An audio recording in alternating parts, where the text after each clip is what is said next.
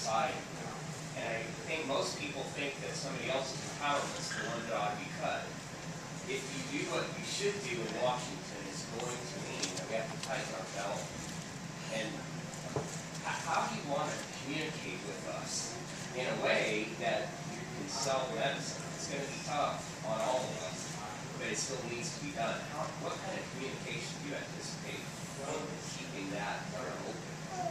Well, I mean, so far we have been pretty much straight talkers on this issue. It's one of the reasons why we take this meeting here in Alaska, is because we're saying, look, this is the truth of it. I mean, we're at a system, at a point in the system where it's broken fiscally. I mean, we're at an imbalance, and we can already see the danger signs.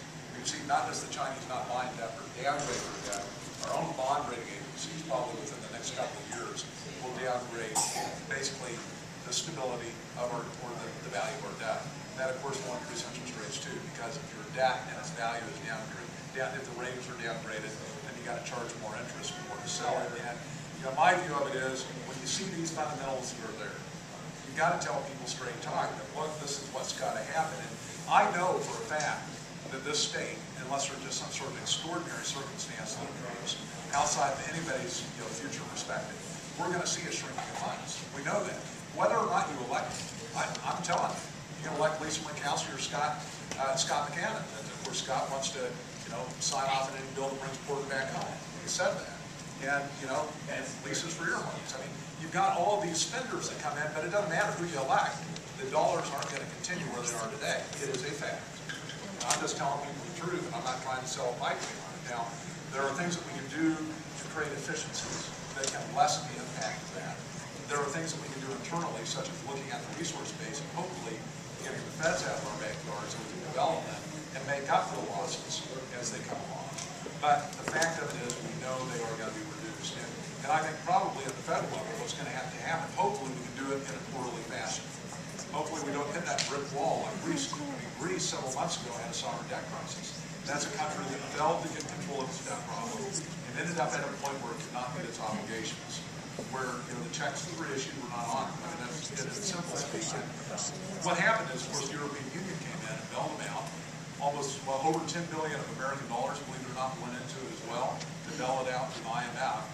We don't have anybody big enough to bail us out. And even if we did, and Americans want to put up with the austerity measures, I think, that were imposed on Greece. But for a period of time, pensions weren't paid. For a period of time, health care was cut. And still today, of course, a lot of those pension plans, a lot of those benefits are way different than what they used to be.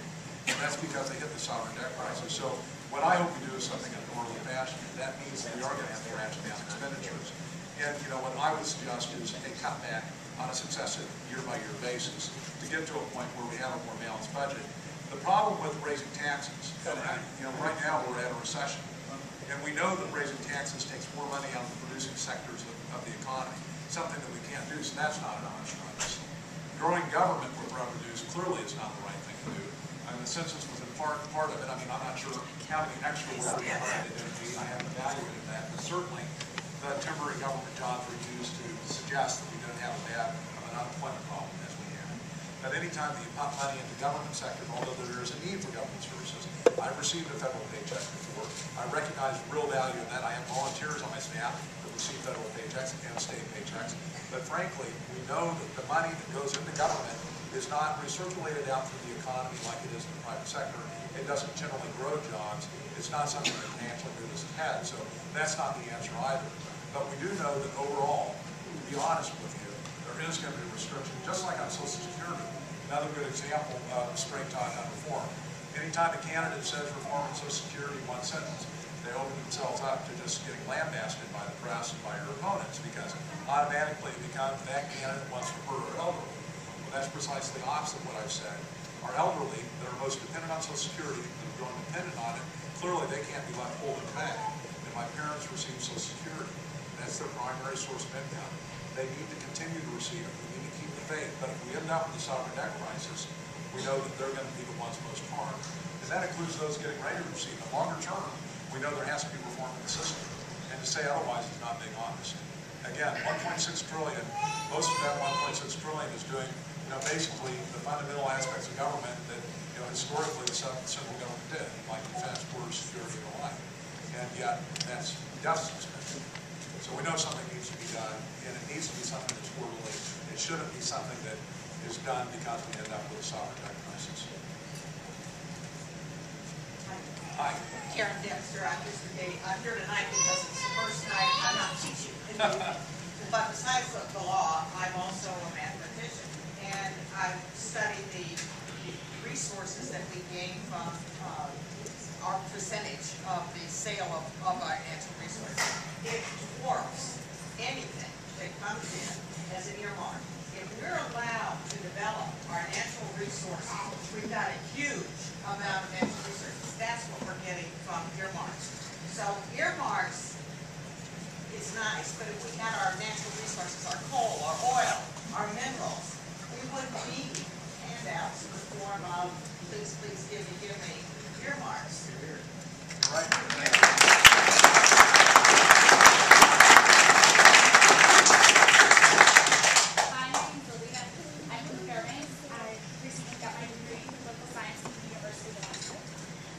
And I was hoping that tonight you have the opportunity to clarify your statements on the 17th Amendment. Sure. I think I was pretty clear the last week. The press reported on that randomly. But I will make one statement about it. This is a campaign that's based upon pragmatic principle. It says that it's underlined by good fundamental principle. When we get to D.C., we're going to work these things out. So, constitutional amendments, the likelihood of that happening is very, very low. It requires 3/4 ratification in the states. It's not something that a single senator can do. We're going to work on getting our resource base back. We're going to work on reforming the government at a level we know we can accomplish with the coalitions we build, particularly amongst those people that are getting elected, from outside of the establishment, people who want to see change happen. And so that really is the focal point. We absolutely, the reason why questions like that get asked is because we've had Senator Murkowski for 8 years, because we've seen a transfer of power from the states to the feds over the last several decades. That's the reason why people are frustrated with where we're at today, and they look for solutions. Clearly, the practical solution right now, I think, is at the hands of funding. I mean, we have the ability, especially on the regulatory side of things, to put real pressure on agencies that are preventing us from developing our natural resources. We can do that through new funding in a very targeted way. There are things that we have at our hands, even with the Obama administration in power, that can help move us forward. There are other things that don't require constitutional amendments as well.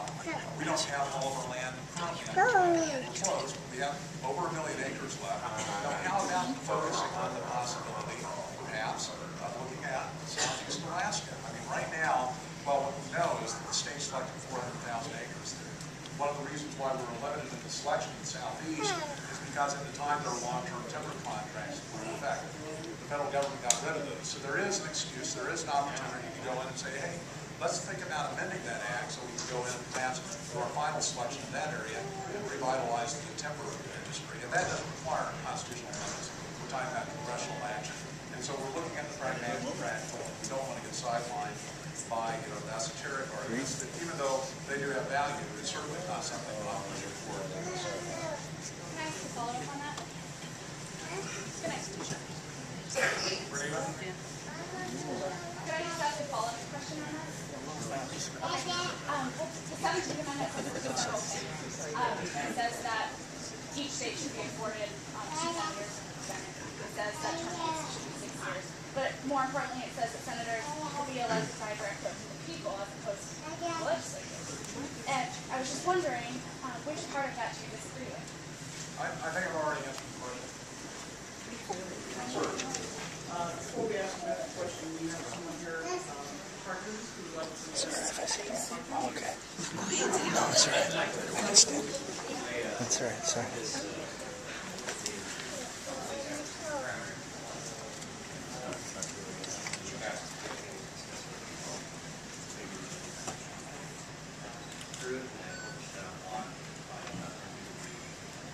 I actually saw it, so maybe I read it. So.